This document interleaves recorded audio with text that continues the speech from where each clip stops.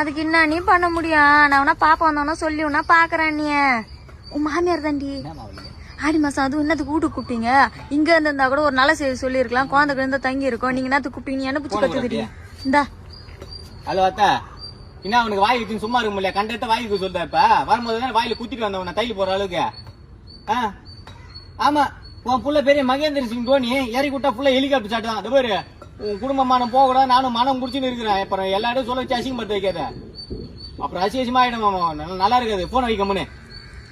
ஏமா உன் மாமியார் தான் மாத்திரம் சொல்றாங்களே ஆடி மாசம் அங்கேதான் இருக்குது. ஆமா, 10-11 மாசம் இருக்கு. அந்த நாய் தான் ஆடி மாசம் வந்து அறுத்து தள்ளி விடுவாரு அப்படியே அவரு.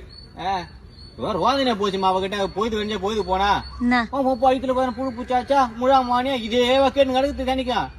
இது தூங்கி நிக்கிறா வந்து எழுப்பி கேக்குறா வயிற்றுல புழு பூச்சி உண்டாச்சா முழா முக்கிறியான்னு. இருக்குது புழு பூச்சி நிறைய இருக்குது அப்படின்னு. நிஜமாவா?